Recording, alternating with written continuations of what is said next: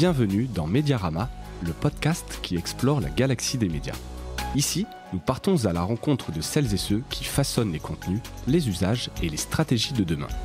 Je suis François Desfossés, cofondateur de Cosa Vostra, agence de conseil tech et créative. Nous accompagnons les médias dans leur transformation digitale. Contactez-moi sur mediarama@cosavostra.com, sur LinkedIn ou sur notre site cosavostra.com.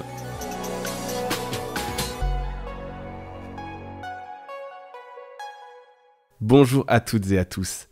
Si vous avez écouté le dernier épisode de Mediarama, vous savez que j'ai eu l'occasion d'animer 2 tables rondes au premier festival de la newsletter organisé par My Little Paris lors de la 4e édition du festival Média en scène. Un festival dans le festival pour explorer, entre autres, le modèle économique des newsletters. Média en scène, c'est un festival international pour imaginer les médias de demain, proposé par Les Échos et France Info, et pendant lequel toute la galaxie média se réunit pour débattre et échanger autour de ses futurs enjeux. Et aujourd'hui, je vous propose d'écouter la 2e table ronde enregistrée avec Adriano Farano, enseignant à l'école de journalisme de Sciences Po et accessoirement senior advisor de Steady, Johan Lopez, fondateur de Snowball, que j'ai déjà eu le plaisir d'avoir à ce micro, et Benoît Raphaël, également invité sur Mediarama, le fondateur de Flint. Ensemble, nous allons parler de la monétisation par l'abonnement. Merci à Média en scène et à My Little Paris pour l'invitation, et bonne écoute. Avant d'entrer dans le vif du sujet, donc du modèle par abonnement des newsletters, une présentation de ce line-up de haut vol. Donc à ma gauche, Adriano Farano, qui représente Steady. Donc on a 3 créateurs d'entreprises, des entrepreneurs chevronnés en l'occurrence. Donc Adriano, toi, tu es l'ancien fondateur de Café Babel. Ça remonte à quelques années, ce média européen. De la boulangerie Pané Vivo, donc un profil un petit peu atypique. Et tu es donc senior advisor de Steady, une plateforme pour les journalistes et donc une solution pour monétiser son contenu, dont les newsletters. Benoît, ancien briscard de l'innovation numérique dans les médias. Tu avais créé le lab de chez Europe 1, le Post. Tu avais un peu refondu le numérique chez Nice Matin autour du journalisme de solutions, créateur de Trendsboard et aujourd'hui donc de Flint, qui est une newsletter de curation de veille personnalisée faite par une intelligence artificielle, un algorithme. Tu nous expliqueras ça tout à l'heure. Et enfin, tout à ma gauche, Johan Lopez, fondateur de Snowball, le média des finances personnelles, qui a réussi à réunir en assez peu de temps une communauté de 16 000 abonnés, dont 2700 à la version payante. Voilà, on en parle beaucoup depuis des mois, depuis des années. Les médias réservent de plus en plus de place aux newsletters et aux newsletters payantes. On voit beaucoup de médias qui passent les newsletters derrière le paywall.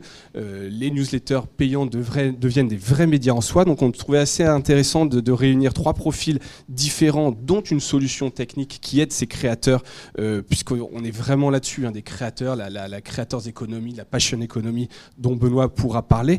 Avant qu'on entre dans le vif du sujet, est-ce que vous pouvez peut-être présenter rapidement peut-être dans un peu plus de détails que je l'ai fait, votre société, votre newsletter, le modèle et un peu la genèse. Bien sûr. Peut-être je commence par toi, Adriano. Oui. Donc Steady, c'est vraiment une plateforme qui aide tout et chacun, tous ceux qui sont éditeurs indépendants, à monétiser leur audience par le biais d'un modèle de membership. Donc le membership se différencie du modèle d'abonnement dans le fait qu'il est beaucoup plus basé sur la passion economy, donc l'économie de la passion. C'est-à-dire que la contrepartie n'est pas uniquement un contenu qui serait derrière paywall. Ça peut arriver, mais ça peut être aussi des événements, ça peut être que ce contenu il va être finalement envoyé avant aux abonnés payants avant de l'envoyer aux autres. Il y a des contenus bonus. C'est beaucoup plus articulé. C'est surtout fondé en fait sur une adhésion de l'abonné vis-à-vis donc du projet éditorial. Ce qui veut dire, donc vraiment le corollaire, c'est qu'aujourd'hui, si vous êtes capable de créer des contenus de qualité avec un ton, avec une patte, et Steady, comme d'autres solutions qui existent, peut vous donner tous les moyens dont vous avez besoin pour gérer la paperasse, pour gérer les achats en ligne, pour l'envoi des newsletters, etc., etc. Et c'est effectivement une solution qui est plébiscitée par les créateurs de newsletters. Merci Adriano. Benoît, Flint. Donc Flint, Flint.media. Flint.media, qui utilise l'intelligence artificielle pour permettre d'avoir la meilleure sélection de contenu possible, d'informations disponibles sur Internet, mais de façon personnalisée, tout en essayant de ne pas nous enfermer comme le font les algorithmes de Facebook notamment, vous en avez entendu parler il y a quelques temps. Surtout en mettant l'accent sur la diversité en fait des sources, donc des sources notamment non traditionnelles. Et évidemment, quand on parle de sources non traditionnelles, il y a toujours un risque de fake news, donc l'algorithme permet aussi de protéger des fausses informations. Et on a un modèle payant, donc c'est gratuit, mais si vous allez sur Flint.media, vous pouvez vous abonner gratuitement. Puis ensuite, on a un modèle payant pour le grand public. Et ensuite, on a un modèle payant pour les entreprises, donc c'est ce qui nous ramène le plus de chiffre d'affaires aujourd'hui, avec une trentaine de grands comptes qui sont abonnés à des robots spécialisés qui permettent d'aller chercher des contenus d'information différents de ce qu'on peut trouver habituellement sur les réseaux sociaux ou dans les médias traditionnels, sur les problématiques notamment d'innovation de monde qui est en train de bouger. Merci Benoît. Et donc Johan, qui est peut-être le dernier entré parmi les trois invités dans le monde des médias et des newsletters, Snowball. Ouais, déjà bonjour à tous. En effet, moi je viens pas du tout de l'univers des médias, plutôt économie, marketing, start-up. Et donc Snowball, c'était à la base un side project, vraiment comme ça, un petit hobby que j'ai lancé au mois de mars 2020, avec pour objectif de partager un peu mes connaissances dans l'univers des finances perso, de l'économie, etc. Et qui a très rapidement en fait pris, et qui est devenu mon projet principal en août 2020. Et qui du coup aujourd'hui, voilà, c'est ma petite entreprise que je suis en train de développer. Donc comme tu disais, il y a à peu près, on est un peu plus aujourd'hui, il y a 17 000 et quelques abonnés, dont 2900 payants. Donc voilà, si on doit donner, ça fait à peu près 180 000 euros de chiffre d'affaires si on doit donner à peu près. Est-ce que toi, tu es très radical aussi dans la transparence des données. Si vous avez des questions, n'hésitez pas. Ouais. Tu documentes tout ça. Ça peut être intéressant justement, puisque tout ce que tu apprends, les learnings, parmi ceux qui regardent, il peut y avoir des gens qui se posent des questions sur la rentabilité du newsletter, donc ça peut être intéressant. Première question, puisque c'est le thème de la table ronde, pourquoi le modèle par abonnement s'impose ? Est-ce que c'est la techno qui le permet? Est-ce que c'est les gens qui maintenant se disent il faut payer et veulent aller? Pourquoi on a ce shift un peu des newsletters qui sont passés de quelque chose de un peu vu comme des spams ou plutôt de la promo pour aller sur un site à un vrai média pour lequel les gens sont prêts à payer? Adriano? Je pense qu'il faut remonter à 2016, l'arrivée à la Maison Blanche de Donald Trump. Benoît en a parlé un peu des problèmes avec les algorithmes, le scandale de Cambridge Analytica. Il y a eu, je pense, une prise de conscience globale qu'en fait il y a une ligne rouge entre d'un côté la montée des populismes, la polarisation de la société, etc., et le modèle économique des médias. À partir du moment où ce modèle économique se base uniquement sur la publicité, et qu'est-ce qu'on est en train de dire d'un point de vue vraiment de mécanique de flux financiers, qu'en fait il faut augmenter le plus possible, ouvrir la porte le plus possible à quoi? À des clics. Pour ouvrir la porte à des clics, on doit faire des titres de plus en plus accrocheurs. Pour faire des titres de plus en plus accrocheurs, des fois il faut raconter des conneries. Les clickbait, voilà.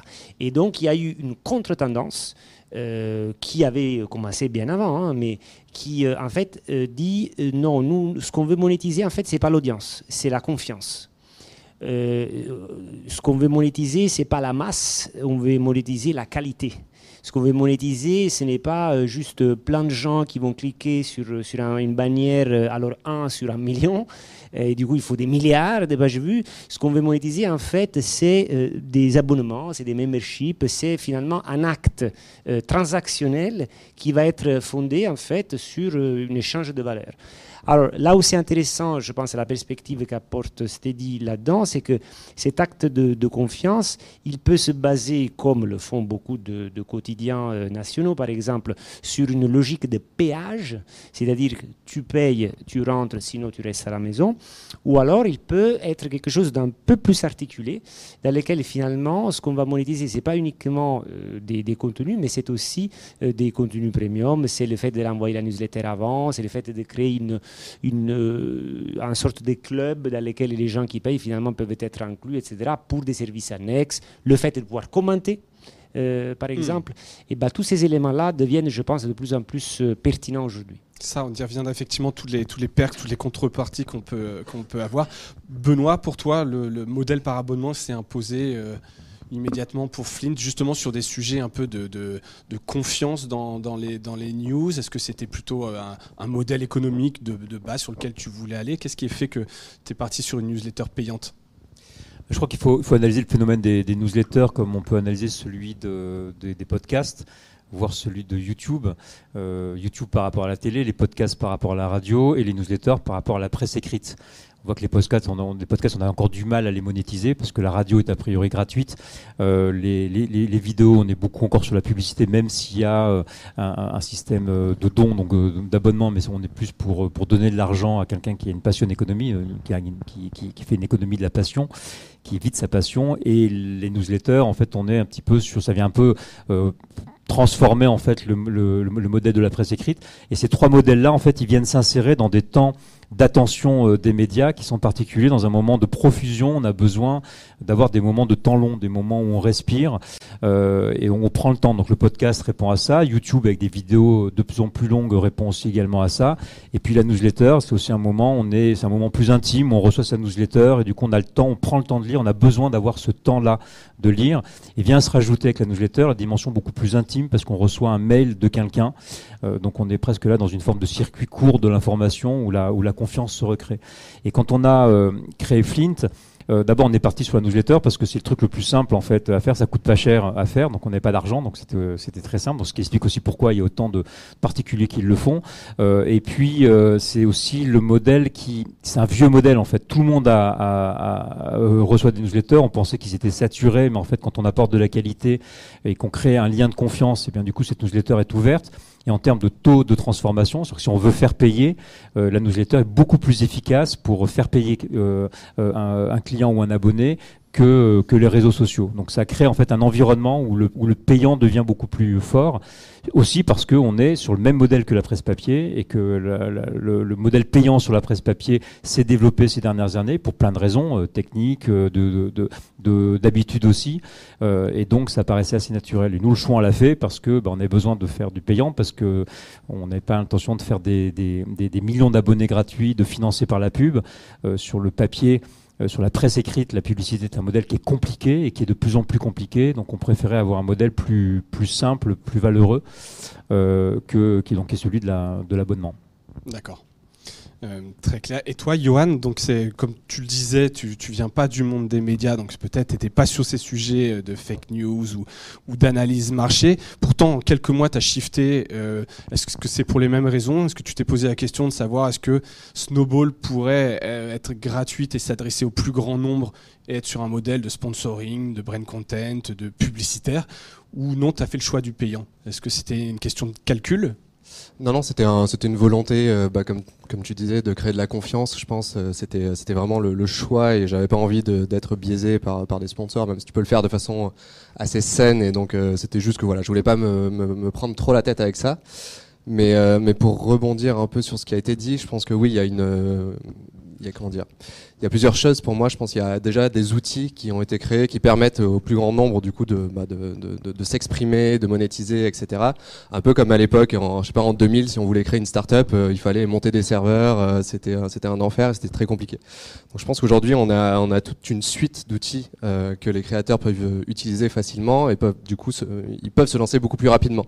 Moi, c'est grâce à Substack que j'ai réussi à construire quelque chose très vite. Il y a 10 ans, ça m'aurait pris sûrement beaucoup plus de temps. Donc je pense que ouais, il y a plusieurs tendances qui se rejoignent et la dernière, je pense qu'il y a aussi on voit de plus en plus de médias. D'ailleurs, je crois que c'est The Athletic aux États-Unis. Là, justement, ils sont en train de prendre un modèle un peu hybride où, en gros, eux, ils sont centralisés, donc c'est un média classique, mais ils sont en train de recruter des semi-indépendants. Du coup, je pense qu'il y a une volonté aussi de décentralisation, à la fois du côté lecteur, mais aussi du côté producteur, créateur de contenu, quoi. Donc voilà, je vois un peu ça comme ça. Est-ce que tu peux nous rappeler rapidement, justement, parce que tu as un modèle assez intéressant au-delà du simple abonnement payant. Alors, ça va rejoindre les notions un peu après d'animation de communauté, de contrepartie, mais comment fonctionne un peu l'abonnement et ce à quoi tu as droit chez Snowball? Ouais, bah du coup, en fait, quand j'ai créé Snowball, j'ai voulu créer un modèle économique qui soit un peu différent de ce qu'on trouve pour justement créer un peu plus de liens avec les abonnés et aussi de créer quelque chose d'un peu ludique, quoi. Et donc j'ai décidé dès le début en fait de créer une sorte de format de cashback. En gros, il y a 20% des profits de Snowball qui sont reversés aux abonnés. Alors voilà, les gens savent très bien qu'ils vont pas devenir riches avec ça, mais c'était juste un moyen de créer un lien un peu plus fort avec cette communauté. Et il y a aussi 20% des profits que voilà je reverse à une asso. Donc en gros voilà 40% qui sont redistribués. Donc ça c'était aussi une volonté à la fois de se différencier par rapport aux autres créateurs et aussi une volonté de créer un engagement plus fort dans la communauté. Donc voilà, après sur la partie, je sais pas si on doit détailler à quoi les gens ont droit sur la partie. Si, c'est intéressant puisque l'idée encore une fois c'est analyser les différents modèles et ça fait partie, moi je pense aussi du modèle, comment t'animes, comment tu te différencies, comment ce qui fait que tu fais baisser ton churn, donc le taux d'attrition, le fait que les gens se désabonnent moins vite peut-être. Ouais, bah alors du coup il y a plusieurs choses. Donc sur la partie gratuite, c'est donc deux newsletters par mois, donc assez classique. Surtout sur du contenu plutôt evergreen, donc c'est-à-dire qui est vrai aujourd'hui, qui sera vrai dans 2 ans, 3 ans, 4 ans. La partie premium, c'est plus du contenu lié à l'actualité. Donc là, c'est une newsletter hebdomadaire, donc le dimanche soir que j'envoie. Ouais, pareil, le dimanche soir, les gens me disent pourquoi le dimanche soir, mais c'est vrai qu'il y a moins de concurrence dans les boîtes mail, donc c'était une vraie volonté. Et une newsletter quotidienne sur WhatsApp. Donc là, j'ai pris un autre canal parce que c'est des newsletters beaucoup plus courtes. En fait, c'est vraiment une sorte de petite dépêche que j'envoie tous les matins. Et pour voilà WhatsApp, pourquoi c'était aussi pour créer un lien encore plus proche avec les abonnés, parce que oui, comme tu disais, la boîte mail c'est en vrai c'est un vrai luxe d'avoir une place dans cette boîte mail, mais sur WhatsApp c'est encore plus un luxe parce que du coup en général c'est famille, amis et c'est à peu près tout aujourd'hui, quoi. Il y a pas mal il y a quelques médias qui ont testé et ça, je pense que ça fonctionne, mais bon là c'est plus des problèmes techniques avec WhatsApp. Mais voilà. Et après il y a une petite application, donc pareil là j'ai voulu créer du contenu encore en plus de la newsletter. Donc c'est à peu près tout. Il y a une communauté aussi sur laquelle les abonnés peuvent participer, échanger du contenu les uns avec les autres. Sur quel canal? Alors ça s'appelle Peerboard, c'est une sorte de forum un peu à l'ancienne mais revisité, donc forum 2.0 on va dire, de questions-réponses assez classiques. Donc voilà, c'est à peu près tout. Et là, je suis en train de développer de nouveaux trucs parce qu'en vrai, c'est vrai que attirer les gens, c'est entre guillemets facile, mais comme tu dis, c'est les retenir qui est beaucoup plus compliqué, surtout quand il y a un abonnement payant. Donc se renouveler, c'est toujours assez important, je pense, dans une offre. Et donc voilà. Top. Benoît, toi, ta communauté, puisque les newsletters sont peut-être pas toutes différentes, mais il y a différents robots, différentes verticales. Est-ce que tu arrives à monter une notion de communauté et d'avoir donc des contreparties pour cette communauté au-delà de je paye et je reçois ma newsletter? Oui, l'essentiel, parce qu'à partir du moment où on fait appel à l'intelligence artificielle ou justement aux algorithmes, on va avoir des algorithmes vertueux face aux algorithmes de Facebook qui ont un seul objectif, c'est d'augmenter les revenus de Facebook. L'objectif là, il est de faire en sorte que ces algorithmes ils soient dans un environnement où il y a beaucoup d'humains dedans. Donc il y a beaucoup d'intelligence collective, c'est-à-dire que les abonnés ou les abonnés payants notamment, ils entraînent les intelligences artificielles sur leur sujet, donc ce qui fait que l'intelligence artificielle devient de plus en plus qualitative. Ça, c'est la première chose. Et j'interagis énormément avec cette communauté de 20 000 abonnés où je leur envoie un message à peu près tous les dimanches où je raconte l'histoire de l'entreprise. Pour vous donner un exemple, on a décidé de lever des fonds auprès de nos abonnés, de nos clients. il y a 1 an, donc j'ai fait ça en plein confinement avec mon simple mail, et on a 600 parmi nos abonnés, 600 personnes qui ont mis en moyenne 500 €, donc ils sont actionnaires, donc on a 30% du capital de Flint qui est actionnaire de l'entreprise, donc c'est aussi une garantie d'indépendance. Et puis je raconte tout, je donne les chiffres de la boîte, combien on gagne, et il y a 15 jours on avait des soucis de trésorerie parce qu'on n'a pas fait la levée auprès de la BPI comme on l'espérait, donc il nous manquait 150 000 €. Et du coup, on avait besoin, surtout comme on a un bon produit, on réabonne entre 80 et 100% des entreprises, et on a un churn, c'est-à-dire des gens qui se désabonnent chaque année de 2%, donc ce qui est très bon. On a simplement besoin d'avoir que les gens connaissent en fait. Donc on a demandé, j'ai donné tous mes chiffres à la communauté, combien on perdait, à quel moment on risquait de mourir, ce qu'on allait prendre comme mesure pour réduire les charges, etc. J'aurais fait une petite leçon d'économie, d'entrepreneuriat avec le peu que je connaissais. Et j'avais un peu peur en faisant ça, mais finalement, la réaction de la communauté a été extraordinaire, puisqu'on a eu près d'une centaine de mises en relation en moins de 3 jours, une vingtaine de rendez-vous avec des grandes entreprises. Et donc, j'ai booké complètement mon agenda. Et donc, ce qu'on appelle le pipe commercial, qui était 200 000 € est passé à 400 000 € en 3 jours. Pourquoi ? Parce qu'on est une entreprise à mission. Notre mission de lutter contre la surinformation et la désinformation, par la diversité notamment, par la protection aussi contre les fake news, mais aussi le développement de l'esprit critique. C'est essentiel, et donc il y a ce lien-là de confiance en fait, où je raconte tout, je raconte aussi nos problèmes, je fais intervenir la communauté, et on interagit aussi avec eux sur Discord, qui était le système le plus simple pour les avoir. Donc on a parmi nos abonnés, on a 1000 abonnés qui sont en permanence sur Discord et qui échangent entre eux. Même entre eux sans que vous soyez là.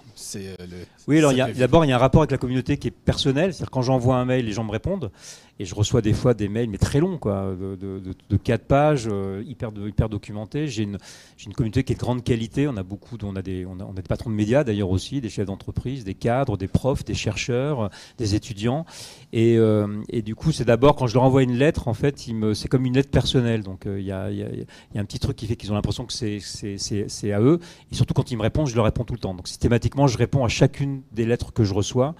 Donc il y a une communauté qui est faite en one-to-one, en individuel on va dire, et ensuite sur Discord ils peuvent communiquer entre eux, et on fait des apéros audio de temps en temps où ils peuvent faire connaissance.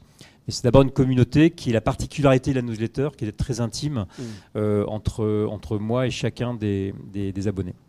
Merci Benoît. Adriano, c'est quelque chose que chez Steady, alors vous êtes utilisé par des newsletters, des podcasts, des sites, etc. Mais la newsletter, cette transparence dont parlent Johan et Benoît, elle est primordiale pour avoir un modèle qui soit durable et qui tienne dans un abonnement payant. C'est quelque chose que tu observes puisque tu peux voir de nombreux créateurs, toi. Oui, je pense. C'est-à-dire que nous, la façon même avec laquelle le système Steady est conçu, c'est que ça pousse vraiment les éditeurs à concevoir dès le départ leur projet, non pas comme uniquement, je reprends la métaphore du péage, tu payes et sinon tu n'as pas le contenu, mais vraiment comme la capacité à rentrer dans une communauté, presque dans un club. Alors on pourrait dire, ah oui, mais c'est un club, après c'est exclusif, etc. Oui, c'est exclusif, sauf que c'est plein de clubs. C'est-à-dire que je pense que dans notre société aujourd'hui, on a d'un côté une logique d'aplatissement, vraiment il y a une pensée unique presque, ou alors 2 types de pensées, il y a une grande polarisation, mais ce qui nous manque un peu, c'est le pluralisme. C'est avoir une grande variété de points de vue. Et finalement, c'est un peu comme ce que disait Johan aussi, le fait d'avoir créé, lui pour Snowball, Ezekiel pour Pomelo, ces voix qui peuvent finalement devenir non seulement authoritative, c'est-à-dire avoir une autorité dans le débat public, mais finalement c'est un peu cette idée de circuit court. Alors chez Steady, il y a un élément très intéressant, par exemple, c'est le fait de pouvoir offrir des memberships, que ce soit à des membres de sa famille, à des amis, etc. Et l'éditeur peut le prévoir en fait les plans qu'il a. Uniquement les membres vont en règle générale avoir le droit de commenter sur les articles. Nous, derrière, on coach les éditeurs de newsletters ou de podcasts pour qu'ils puissent organiser des événements, par exemple des conférences de rédaction ouvertes, un peu comme des apéros sur Zoom, etc. Et tout ça, ça crée un lien. Ça permet d'avoir... C'est ça la recette un peu je pense. miracle, en tout cas. Je pense. C'est ce qui est très différent de la presse classique, mais d'ailleurs la presse classique, elle s'y met aussi parce qu'elle est en train de capter finalement qu'il y a cet élément-là. Et j'adorais la référence qu'a fait Johan à The Athletic. Je ne sais pas combien de personnes le connaissent dans la salle, mais c'est vrai que The Athletic, donc aux États-Unis, donc c'est un média sportif, mais que les gens ne connaissent pas forcément. C'est-à-dire qu'ils vont connaître la newsletter sur la toute petite équipe. Des fois, c'est des équipes de football d'un lycée. Ouais. Où on va très niche. Voilà, hyper Personne niche. d'autre ne traite. Voilà, mais aujourd'hui, tu as des centaines et des centaines de médias. Alors, ce qui est très intéressant, c'est qu'ils vont débaucher souvent les commentateurs sportifs de la presse nationale ou de la télé locale, parce qu'aux États-Unis, il y a des télé locales partout, pour qu'en fait, ils viennent travailler chez eux avec des deals souvent qui mélangent le salariat et l'intéressement. Donc, ils sont très, très smart. Ça, c'est effectivement assez intéressant. Donc, ce marché qu'on voit se développe, de plus en plus de newsletters. Est-ce que on peut arriver à une saturation? Alors, déjà, au terme de technique, il y a Substack, il y a Ghost, il y a Steady, il y a Beehive qui vient de se lancer. Il y a énormément de solutions. Est-ce que tu sens que le marché va arriver à une maturité? Qu'est-ce qui va faire que en fait, les créateurs vont choisir telle ou telle solution, vraiment là d'un point de vue techno? Il y a Patreon aussi, oui, qui est très intéressant. Alors, je pense qu'à chaque fois, c'est très intéressant de connaître la genèse. Tout à l'heure, tu m'as posé la question, je ne t'ai pas répondu, de toutes ces solutions. Parce que, par exemple, Patreon, c'est très intéressant parce que c'est un ancien musicien qui a voulu créer une solution pour les musiciens qui avaient du mal à monétiser les audiences, à remplir une salle, etc. Ouais. Et peut-être ils peuvent faire des performances comme ça dans leur chambre, etc. et prendre de l'argent. Alors aujourd'hui, Patreon est encore utilisé surtout par des gens du showbiz en fait en général, ou alors des musiciens indépendants. Pour ce qui est de Steady, Steady en fait c'est une très belle histoire. C'est des copains journalistes qui travaillaient avant dans les médias traditionnels. Pas de bol, je crois à un moment donné c'était Vanity Fair où ils travaillaient Allemagne qui ferme ses portes, puis il y a un autre média local qui ferme ses portes, il y en a un autre qui est en banqueroute, etc. C'est attends, mais nous on vient d'avoir un diplôme à l'école de journalisme, on veut bosser et on voit tous ces médias qui ferment les uns après les autres. Et donc ils disent, on crée notre propre média. Mais tu sais quoi, on le crée, mais bien quoi. On va faire un truc très ambitieux, on a besoin d'1 million d'euros. Alors, ils ne font pas du tout de business plan, tu vois, c'est une histoire incroyable. Ils vont à la télé, ils pitchent le truc, et ils disent, si on ne reçoit pas 1 million, on ne le fait pas. Et là, ils y arrivent. C'est des gamins, ils y arrivent, ça s'appelle Crowd Reporter, ça existe toujours au bout de 7 ans. Et comme ça avait marché, il y avait plein de gens qui venaient frapper à leur porte, ils disaient, mais comment vous avez fait? Parce qu'il faut créer un truc pour les paiements, les newsletters, etc. Donc eux, ils avaient créé toute la tuyauterie, et après ils ont fait un spin-off. Et ça, c'est Steady. C'est-à-dire qu'ils ont voulu proposer à marque blanche la solution qu'ils avaient eux-mêmes bricolée et qui aujourd'hui, évidemment, par rapport à Substack, par exemple, c'est un peu le Substack européen. C'est l'ambition de Steady, d'être le Substack européen. C'est l'ambition de Steady, mais je crois qu'on est déjà supérieur en termes de taille. En Europe non, dans le total, monde. Ouais. Ok, ça c'est intéressant. Ouais. Benoît? Alors je sais qui vous auriez pu inviter comme femme en fait maintenant, parce qu'en région... T'as quand même pas mis une demi-heure pour trouver quelqu'un. À ma place, c'est ça? Non, bah oui. Non, je plaisante. En fait, c'est la fondatrice des Glorieuses. Elle était là juste avant la table. Bah oui, d'accord, mais elle a un modèle payant parce qu'en avant. fait, elle a justement, C'était la question entre le gratuit et le payant justement. Parce qu'en fait, elle a aussi un modèle payant. À côté. Elle a aussi un modèle payant puisque c'est gratuit, mais enfin, elle est non seulement sur elle fait du chiffre d'affaires, mais surtout elle est rentable. Ouais, avec son club. Elle est même très rentable et en fait, elle a un modèle payant qui est un modèle de club notamment. Ouais. C'est-à-dire qu'on s'abonne et on participe à un club, donc il y a un système de réseau. Donc c'est une évolution intéressante parce que va se poser quand même le problème et je vois qu'il y a nos amis de News dans la salle, donc je vais en parler, mais de News qui est un service qui essaie de travailler sur un système d'abonnement global pour l'ensemble des services payants, puisque la diversité c'est bien, mais est-ce qu'on va pas arriver à une forme de saturation comme on l'a actuellement dans les médias payants, même s'ils disent que tout va bien, enfin globalement on atteint On ne peut un pas palier, s'abonner à 10 médias. parce qu'on est etc. déjà abonné à Spotify, on est abonné à Netflix. Peut-être que demain on sera abonné à un média traditionnel et puis ensuite un petit indépendant à qui on donnera de l'argent pour le soutenir, mais ça ira pas tellement plus loin. Et moi je lutte pour la diversité de l'information.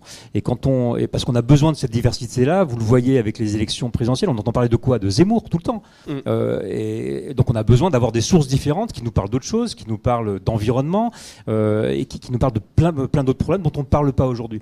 Et si tout devient payant, ça va coûter combien au bout d'un moment en fait ? On va se retrouver à payer des abonnements de 70 €. Alors ça va quand on peut payer, mais quand on peut pas payer, c'est compliqué. Et dans ce cas-là, il nous reste que la merde en fait quelque part, pour parler un peu crûment. Et donc je pense il va y avoir au bout d'un moment, ça va. Les premiers vont être servis, les plus gros vont prendre tout l'argent, les autres médias vont avoir beaucoup de difficultés. Et là, on va se retrouver un système qui va être un petit peu compliqué. Donc peut-être des offres qui permettent de trouver des systèmes de forfait, par exemple. Moi, j'ai peut-être pas envie de m'abonner à toutes les newsletters. Il y a plein de trucs super intéressants sur Substack, par exemple, notamment en France, qui se développe. Il y a Google qui va lancer sa nouvelle plateforme aussi bientôt de newsletters. Mais je peux pas m'abonner à tout. Par contre, si j'ai un petit abonnement qui permet de payer chacun et de pouvoir avoir au forfait quelques-uns des articles, ça m'intéresserait en tout cas. Et je me demande s'il ne va pas arriver, puisqu'il y a beaucoup de plateformes qui arrivent aujourd'hui, si les médias, même si le New York Times ramène de plus en plus maintenant ses newsletters payantes dans l'abonnement payant, si on va pas avoir, si les médias vont pas encore perdre face à des plateformes comme Substack, comme Google, comme Facebook, comme Twitter, qui vont arriver avec des systèmes beaucoup plus globaux et qui eux pourront arriver justement à forfaitiser. Donc qu'est-ce qu'on fait face à ça ? Je pense il est temps de commencer à se poser la question. Là, on est content de la diversité. Oui, mais on risque d'avoir un petit retour de bâton dans quelques temps. Tout à fait. Tu voulais réagir à cette question, Johan, sur l'évolution du marché, une saturation. Alors toi, tu es sur une niche, encore une fois, c'est un peu différent, mais tu as peut-être aussi un avis là-dessus. Non, mais c'est marrant parce que je discutais avec quelqu'un sur LinkedIn qui disait justement, non mais il n'y a pas de passion economy, il était plutôt dans le débat et du coup il disait en fait, il y en a quelques-uns qui gagnent et il y en a des milliers qui en fait n'arrivent pas à en vivre, quoi, tout simplement. Et du coup, on se posait la question, on se disait, est-ce qu'on va voir naître une sorte de classe moyenne de cette passion économique, quoi ? Est-ce que demain, quelqu'un pourra vivre comme aujourd'hui, on est cadre ou autre de la passion économie ? Et c'est ça la question, en fait, on n'a pas vraiment de réponse à ça. Donc il y a plein aujourd'hui de plateformes qui nous aident, Substack, Ghost, etc., etc. Mais du coup, c'est vrai que là, c'est vraiment le point d'interrogation dans l'équation. Et après, sur le est-ce qu'on atteint une saturation ? J'ai l'impression que chaque année on entend ce mot saturation par rapport au contenu, mais on voit toujours des nouveaux trucs arriver et finalement les gens continuent de payer et je vois pas arriver en fait ce plafond. C'est ce qu'on disait pour les podcasts et pourtant ça s'est bien développé. Là, Disney+, on disait que ça allait capoter, mais finalement ils s'en sortent plutôt pas mal. Bon, ok, ils ont une propriété intellectuelle de malade et on peut pas comparer tout. Mais voilà, je me pose vraiment des grosses questions sur ça et je n'ai pas de réponse. Ouais. À suivre. Adriano, tu voulais réagir sur ce sujet, évidemment. Ce que je voulais dire, c'est que cette idée presque d'un agrégateur de contenu payant, ça a été expérimenté pas mal aux États-Unis. J'y ai passé 9 ans et j'avais une start-up dans la tech/média. Du coup, je côtoyais plein de start-up. Il y avait, je ne sais pas si vous vous en souvenez, ça s'appelait Scroll. Et c'était du fondateur Tony, j'oublie son nom de famille, voilà, Tony Hale, exactement. Donc Scroll, qui n'avait pas marché finalement. Alors, ce qui est intéressant, c'est que les médias nationaux qu'il était arrivé à convaincre, c'était quand même des grands ponts. Il y avait le New York Times, le Washington Post, etc. Et tu pouvais donc, en payant $5 par mois, avoir en fait un florilège de tous ces contenus. Mais alors, ce n'était pas 100% des contenus, évidemment. Donc son pari, c'était est-ce que je peux créer en fait une offre qui est pas suffisamment profonde pour que ce soit un média c'est ça. à part entière. Mais alors le New York Times, tu avais 15 articles, tu en avais 20 du Huffington Post, tu vois, c'était... C'est un peu ce qu'essaye de faire Apple News aussi. C'était un peu mi-figue, tu vois. C'était Blendle, c'est Redley qui rachète... Tout le monde s'est cassé les dents. Qui rachète ePress, c'est ça. Mais moi, je reviens en fait sur le concept de se dire, finalement, entre le free et le modèle du péage, tu peux quand même avoir une voie moyenne. C'est-à-dire que nous on le voit chez Steady, en fait on a très peu d'éditeurs qui vont te mettre tous leurs contenus pour les abonnés payants et 0 pour les autres. C'est-à-dire que tu as toujours en fait une certaine... ça dépend vraiment où tu places le curseur. Et puis en plus des contenus, tu as autre chose. C'est-à-dire, par exemple, Johan, lui, il développe une expertise incroyable dans la microfinance. Et ça se trouve, demain, il pourrait, je ne sais pas, répondre à des questions très précises en fait, de gens et monétiser ça avec un abonnement encore supérieur. C'est-à-dire que ou des masterclass. Voilà. Il faut arrêter de penser que le journalisme, c'est une usine.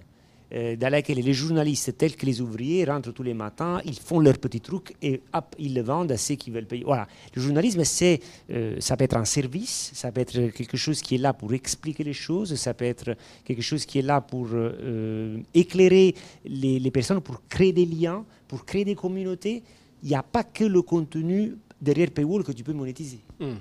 Voilà. Et du coup, on revient à la question de OK, on a besoin de pluralisme, OK, on a besoin de segmentation, mais quid de l'accès à tous ces contenus qui sont derrière Paywall? Et si tu n'es pas manichéen dans l'utilisation du Paywall, tu peux quand même avoir une offre dont une partie seulement est derrière Paywall. Et le reste peut servir la communauté et la société. Voilà. C'est ça. C'est très juste, espérons que ce soit le cas. Et alors peut-être question technique, parce que toi, Benoît, tu dépends aussi donc, des contenus, c'est un système de curation, parce que évidemment, si tout le monde passe au paywall, tu ne peux plus accéder au contenu. Est-ce que toi, comment ça peut évoluer dans ces cas-là, Flint ? On voit les choses différemment. Ça vaut déjà, nous, 50% de nos abonnés ont déjà un abonnement à un ou deux médias. C'est vraiment du complémentaire. Le Monde. C'est donc parce que ce sont des passionnés d'information, donc nous on n'a pas pour objectif de faire en sorte que les médias soient gratuits. Enfin, je pense qu'on est là pour améliorer l'écosystème. Donc au contraire, le robot fait remonter la qualité. Donc, a priori, faire monter pas mal de contenus payants, mais aussi énormément de contenus qui sont moins traditionnels, et on en fait remonter de plus en plus. Donc, ça, c'est une première chose. Et donc, quelque part, ça fait aussi, si ça peut permettre à des utilisateurs de faire leur choix d'abonnement. C'est-à-dire à quoi je vais m'abonner. Mais en fait, s'ils se rendent compte qu'ils lisent énormément ce type de contenu-là qui remonte, dans ce cas-là, plutôt s'abonner à tel ou tel média. Donc, on a d'abord ce rôle-là. Et puis après, sur la suite, est-ce qu'il y aura demain des services qui permettront d'avoir des abonnements globaux? Moi, ça m'arrangerait, mais ça m'arrange parce que moi, je lis beaucoup d'informations. Enfin, j'ai pas envie demain de me retrouver qu'avec 3 médias à lire, quoi. C'est pas possible. Internet est suffisamment riche pour qu'on ait cette diversité-là. Et on l'a vu pendant la crise du Covid. La crise du Covid, au début, c'était tout gratuit, puis après, c'était tout payant. Puis dès qu'on a une fake news, maintenant, Check News, vous allez sur Libération, il faut payer pour avoir la vérification de l'info. Je fais comment, moi, si j'ai pas d'argent? Je reste avec les fake news. Voilà. Donc, je pense qu'il y a quand même une réflexion à avoir par rapport à ça, mais nous on est assez à l'aise en fait, on représente aussi un besoin d'information, on n'est pas là pour abîmer l'écosystème, bien au contraire, on les met plutôt en avant, donc on va évoluer avec le monde tel qu'il va évoluer, mais ça sera à la fois je pense du côté des médias, ça va certainement au bout d'un moment se démocratiser, et puis peut-être aussi au niveau de la population, mais un petit peu comme on l'a vu sur la bouffe en fait. Avant, on n'avait que le supermarché, et puis quand on n'avait pas d'argent, on n'avait pas d'autre choix, il fallait être bobo pour aller manger du bio. Ça se démocratise de plus en plus. Jusqu'à un point de bascule. Voilà, les circuits courts aussi, c'est aussi des lieux aussi où on peut rencontrer des gens, donc ça crée des communautés. Donc petit à petit aussi, il y aura à l'intérieur de la population peut-être une plus grande population qui consacrera plus d'argent aussi à son information. Donc je pense qu'il y a un équilibre à trouver, et c'est vers ça qu'on se dirige sans doute vers le futur. Top. On a anticipé, et après j'avais des questions qui étaient plus sur des choses très pragmatiques sur l'augmentation du nombre d'abonnés. On aurait pu le faire avant parce que je trouvais intéressant de finir sur ces sujets un peu d'ouverture, mais comme on a anticipé et qu'il nous reste quelques minutes, ça va être juste la minute un peu pro tips. Peut-être Johan, pour toi, si aujourd'hui quelqu'un se lance sur une newsletter en modèle payant, est-ce que tu as quelques tips, des astuces à donner sur le recrutement du nombre d'abonnés, au-delà des perks dont on a pu parler, des avantages, etc. Au-delà du contenu pur. Bien sûr, oui, il faut le dire quand même, c'est le contenu. Les gens viennent pour le contenu. Ils restent peut-être pour autre chose, mais ils viennent pour le contenu.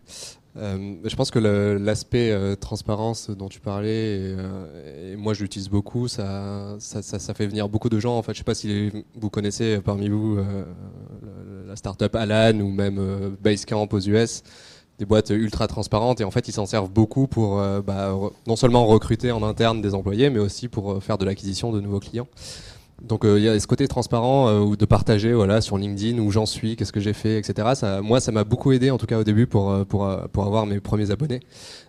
Et je pense que voilà, il faut pas. Pour moi, il y a 2 réseaux aujourd'hui qui peut-être qu'il y a certains qui vont rigoler, mais il y a 2 réseaux pour moi aujourd'hui qui permettent vraiment de booster un peu la croissance de sa newsletter. Et quand c'est couplé à l'email, c'est assez puissant. C'est LinkedIn parce que du coup, même avec une petite communauté, on peut faire de la portée assez forte comparée à Twitter, Instagram, etc. Et le deuxième, c'est TikTok. Et j'ai une amie qui a fait de 0 à 10 000 abonnés pour sa newsletter en 6 mois, quoi, grâce à TikTok.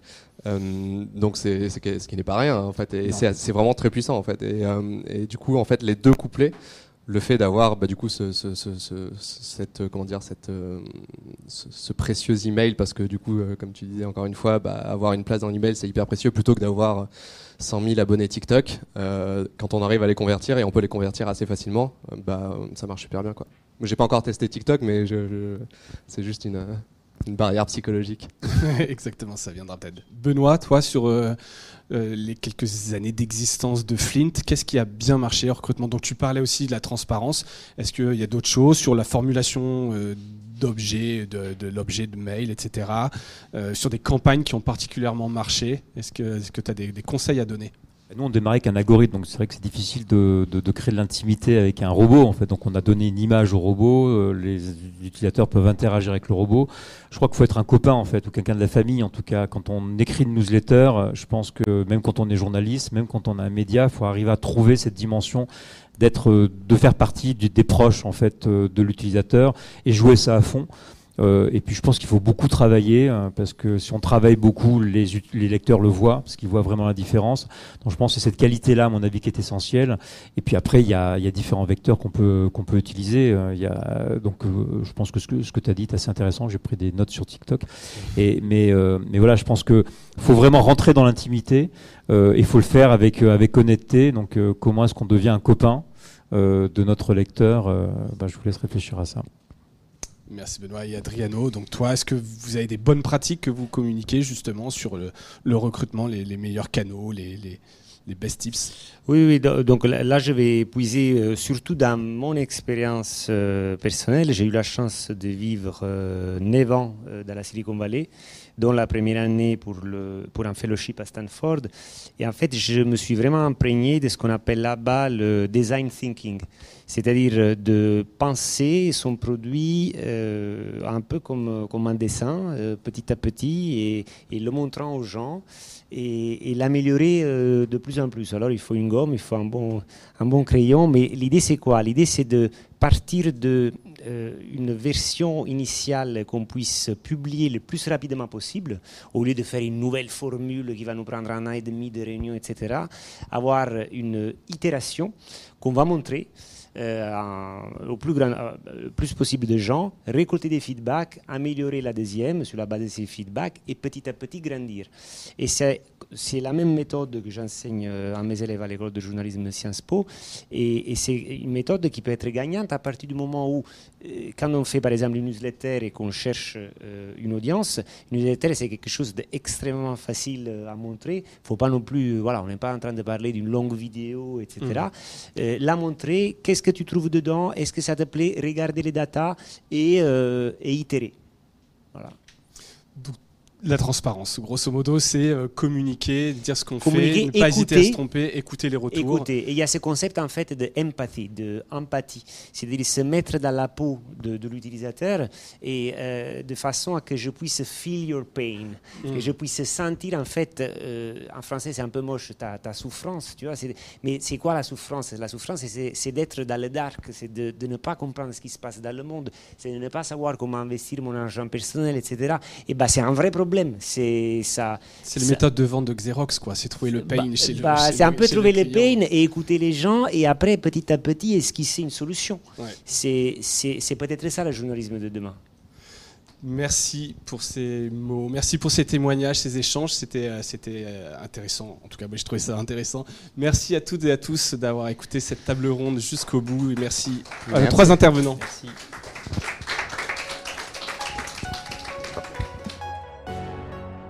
Merci beaucoup d'avoir suivi cette table ronde enregistrée à l'occasion de Média en scène pour le festival de la newsletter organisé par My Little Paris. Pour retrouver en replay les différentes tables rondes qui ont eu lieu pendant cet événement, ça se passe directement sur leur site internet mediaenscène.com, média au singulier, enscène.com. Merci à eux pour toute cette organisation et surtout pour leur confiance. À bientôt pour un nouvel épisode de Mediarama.